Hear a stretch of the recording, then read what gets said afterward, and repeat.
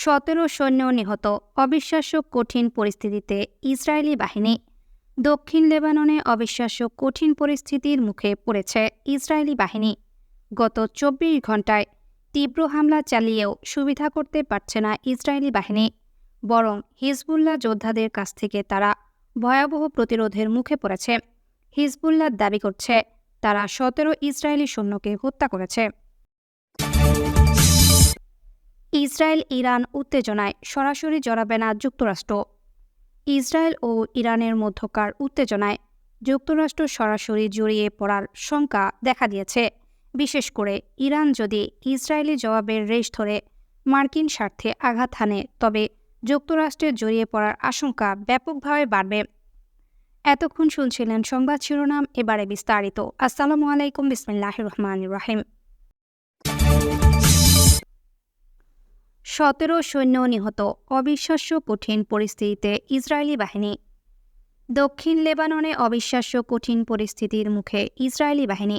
গত 24 ঘণ্টায় তীব্র হামলা চালিয়েও সুবিধা করতে পারছে না ইসরায়েলি বাহিনী, বরং হিজবুল্লাহ যোদ্ধাদের কাছ থেকে তারা ভয়াবহ প্রতিরোধের মুখে পড়েছে।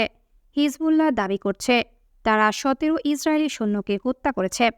ইসরায়েলি সৈন্যরা সীমান্তের লাগোয়া স্থানে থাকা হিজবুল্লাহর অবকাঠামো ধ্বংস করার জন্য দক্ষিণ লেবাননের কিছু অংশ দখল করার চেষ্টা করছে, কিন্তু হিজবুল্লাহ তাদের এই কাজকে অবিশ্বাস্য রকমের কঠিন করে তুলেছে। আর তারা করতে পারছে অন্য যে কারোর চেয়ে। ওই এলাকা তাদের বেশি পরিচিত হওয়ার কারণে। হিজবুল্লাহর কাছে গোলন্দাজ বাহিনী নেই, তাদের কাছে বিমান বিধ্বংসী ক্ষেপণাস্ত্র নেই, কিন্তু এলাকাটি সম্পর্কে জ্ঞানকে কাজে লাগিয়ে তারা ইসরায়েলকে প্রতিরোধ করে যাচ্ছে। ইসরায়েল আকাশ থেকে বোমা ফেলে অবকাঠামোগত ধ্বংস করতে পারেনি, তাই তারা স্থল বাহিনী নামিয়েছে। কিন্তু তারা এসে ভয়াবহ কঠিন পরিস্থিতি দেখছে। তারা কঠিন লেবাননে পা ফেলতেই পারছে না। লেবাননের রাজধানীতে ব্যাপক বিমান হামলা।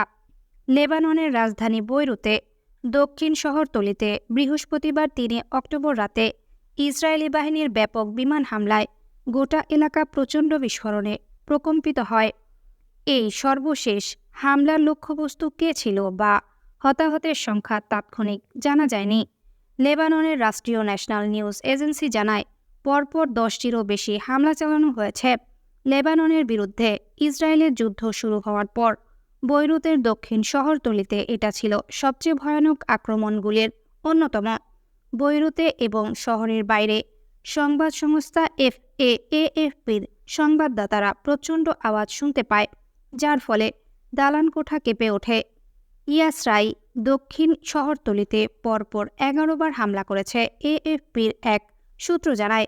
এর আগে লেবাননের স্বাস্থ্য মন্ত্রণালয় জানায়, সারাদিনে ইসরায়েলি হামলায় 37 জন নিহত এবং 151 জন আহত হয়েছেন। হিজবুল্লাহ আর ইসরায়েলের দাবি, ইসরায়েলের সামরিক বাহিনী বৃহস্পতিবার বলছে যে তারা লেবাননের বিভিন্ন অঞ্চলে 200 হিজবুল্লাহ লক্ষ্যবস্তুতে আক্রমণ করেছে। ইসরায়েল বলেছে তাদের হামলায় 15 জন হিজবুল্লাহ যোদ্ধা নিহত হয়েছেন। তবে হিজবুল্লাহ তাৎক্ষণিক এই দাবি নিশ্চিত করেনি। হিজবুল্লাহ জানায় তাদের যোদ্ধারা দক্ষিণ লেবানন সীমান্তে মারুল এল-রাজ গ্রামে ইসরায়েলি বাহিনী প্রবেশ করলে একটি বোমা বিস্ফোরিত করে। বিস্ফোরণে কয়েকজন ইসরায়েলি সেনা হতাহত হয়েছে বলে হিজবুল্লাহ জানায়। দুপক্ষের দাবি নিরপেক্ষভাবে যাচাই করা সম্ভব হয়নি। ইসরায়েলি সামরিক বাহিনী বৃহস্পতিবার আরও জানায়, তারা একজন সিনিয়র হিজবুল্লাহ সদস্য মোহাম্মদ আনিসিকে হত্যা করেছে। সেনাবাহিনী বলে, বৈরুতে হিজবুল্লাহর গোয়েন্দা শাখা লক্ষ্য করে হামলায় আনিসি মারা যান। এ পর্যন্ত ইসরায়েলি এবং হিজবুল্লাহ বাহিনীর মধ্যে লড়াই সীমান্তের একটি সরু এলাকায় সীমাবদ্ধ আছে, তবে লাখ লাখ মানুষ তাদের ঘরবাড়ি ছেড়ে পালিয়ে গেছে। ইসরায়েল কয়েক ডজন গ্রাম ও শহরের বাসিন্দাদের দক্ষিণ লেবানন থেকে সরে যেতে বলেছে। ইসরায়েল তাদেরকে সীমান্ত থেকে 60 কিলোমিটার দূরে লিটানি নদী আরও উত্তরে জাতিসংঘ নিরাপত্তা পরিষদের প্রস্তাব 1701 অনুযায়ী হিজবুল্লাহ যোদ্ধাদের লিটানি নদীর উত্তর পাশে সরে যাওয়ার কথা ছিল। এই রেজুলেশনের মাধ্যমে 2006 সালে ইসরায়েলের মধ্যে হিজবুল্লাহর যুদ্ধের অবসান হয়।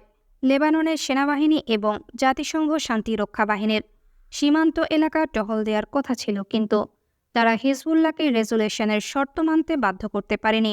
ইসরায়েল বলেছে, হিজবুল্লাহ রেজুলেশন লঙ্ঘন করে সীমান্তের কাছে শহর এবং গ্রামে সামরিক অবকাঠামো গড়ে তুলেছে। লেবানন বলেছে, ইসরায়েল জাতিসংঘ রেজুলেশনের অন্যান্য অংশ লঙ্ঘন করেছে।